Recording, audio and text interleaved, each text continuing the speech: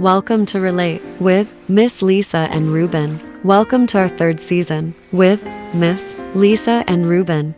Alrighty then, take a listen to episode 6 of season 3. We're calling it Communication 101. Listen to this relatable, transparent segment of Miss Lisa and Ruben as they lay their hearts on the line. Hey, love.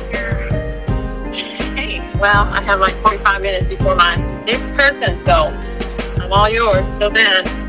Oh, I can do a lot with 45 minutes if you're here. Well, I'm not there, so this is second best. Second best. I'll take some leftovers. Second best. How far away are you? Maybe I can come to you. Oh, no, I'm downtown. Oh, do they have rooms downtown?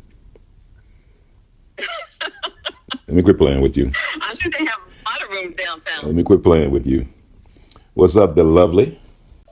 I was thinking about communication. You got something good to say about it? Communication is part of relationship. I'm sure that's a chapter in your book. So, communication. Well, let's talk about communication. Okay. You know, we just had some communication issue. We just had a communication issue. Okay. You still communicating? Yep. Okay, you dropped off the grid there. Oh, I thought you were like doing something, like getting the phone or. But I'm still listening. But I'm still listening. I got it. Oh, it's already started. Well, no.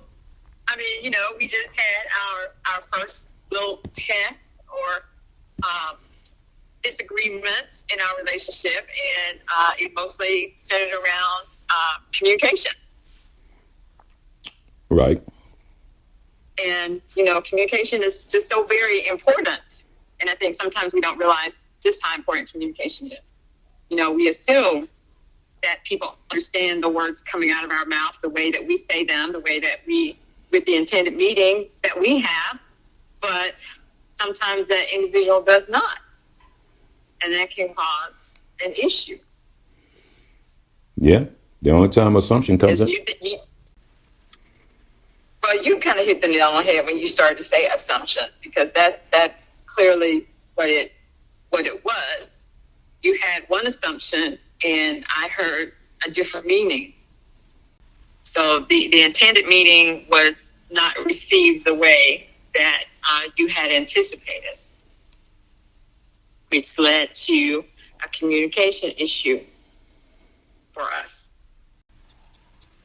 Right. Any thoughts? I was enjoying hearing your explanation on communication, your opinions on it. And I mean, you did the homework on it.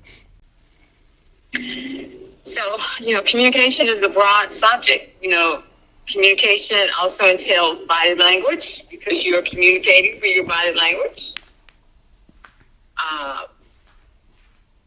So in that conversation, you noticed that my body language changed. I'm sorry, I'm driving, so I have to deal with Houston drivers and all that entails. And I think sometimes we have to consider how they communicate. You know, you are what I would say a talker. Talking comes very easy to you.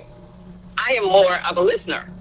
I'm in a profession that requires that I listen to my patients, sometimes more than talk, because I have to listen to them and let them get their full story out before I start my communication to them. So I tend to be more of a listener, not necessarily a talker. And sometimes that can, I think, cause problems in a relationship, because the other person starts to feel like, hey, you know, I'm doing all the talking, I'm carrying every conversation, and you're not saying anything. So, what are your thoughts, love? Oh, man. Park here. What happened? Oh, I'm in the no parking. I can't park where I want to park. Oh, man. I didn't see the sign. I didn't see the sign. Oh, that's a title. I didn't see the sign. That's not the title we're talking about today. I know, but you can use it in that. Communication. I didn't see the signs. But anyway, I'll start back at at assumption and communication can't live in the same house. You can't assume. And assumptions only come because of lack of communication. And as you say, in my mind, in my view, communication is vital in a relationship. I had to learn that like anybody else. I had to learn it. The fortunate thing is I didn't have to go through a series of downfalls to learn that communication was vital in a relationship. Neither did I expect that people who I've dated didn't realize that until after we broke up. When I've been screaming at the top of the hills, we need to communicate. We can't live like this not communicating. It's vital that we communicate. The people that depend on us, our children, needs us to communicate. But it wasn't landing. And the crazy thing, oddly enough, it always lands after we break up. That's when they want to let me know how much they appreciated the communication and let me know they missed the signs. But it's too late then. I wasn't always a communicator. Going on 65, I can say I spent at least 40 or 45 years of my life as a listener. Communication, being a communicator started coming out when the person you're with to help you steer the ship is turning the opposite way of what we supposedly agreed upon. What are you doing? Oh, you changed your mind. You didn't tell me you changed your mind. Or you asked me, babe, why you come home so late? Oh, well, you didn't tell me you had to stop and do this and that. You had me up worried, wondering where you are. Or who is that on the phone? Oh, that's a friend of mine. We just, okay, y'all talking like y'all more than friends. No, we just friends. I mean, I told you about him. I told you about her. No, you didn't. Maybe you think you told me about them. Those sorts of things are common things that tend to happen when two people are building a loving relationship.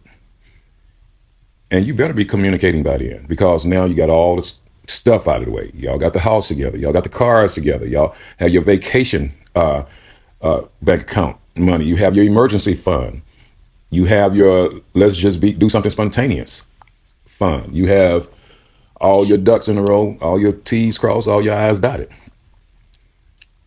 Are you going to blow the whole bag on lack of communication or no communication or assumptions? I became a communicator after, you know what, the secret to a relationship is communication. But then once I started communicating, it became too much for some people. And that's my number one thing. If that's not happening in a relationship, for me, if I'm already in it and I see it late, because usually I can tell up front. I mean, you normally can tell when a person is comfortable with communicating, or a person has a lot to hide. And they don't want to communicate because they're afraid they're going to slip and tell something they don't want to tell. I don't know. I'm just guessing. But what I do know, two people growing a life together cannot do it without communication. You know, a captain that's a captain of a ship, he still needs his shipmates to communicate with him in order to navigate through the waters. God wants us to communicate with him through prayer. Communication is on everything. You got to communicate with the people you work with. You got to communicate with your family members, with your kids. You got to communicate. That's the only way information gets across, because one simple rule: nobody but God can read minds.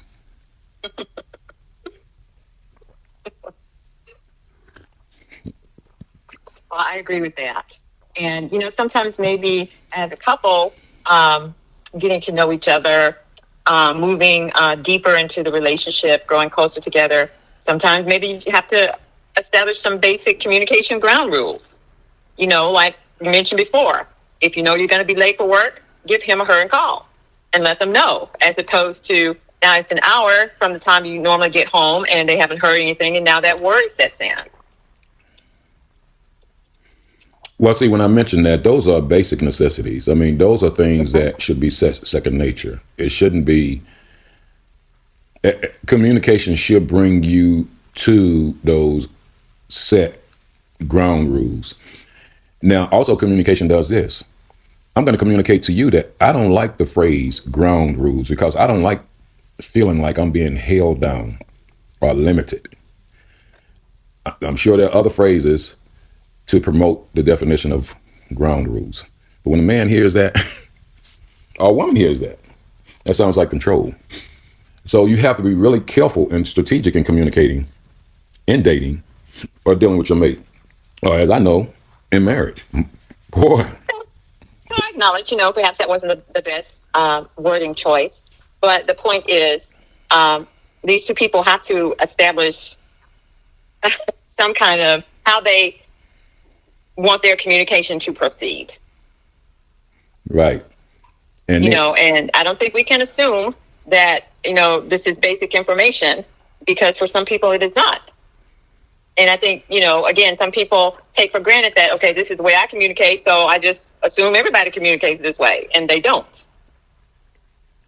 So just as I have to understand how you communicate and what you want to be communicated to you, you have to understand the same thing for me in order for us to, move forward again in that positive light of a relationship. Well, I'm going to tell you what I experienced. Being communicative would mean having discussions on communications most often leads to some very uncomfortable disagreements, I should say. Because everybody has their own version of what communication is, because everybody has a limit on what they want to communicate about. That goes back to what we talked about before.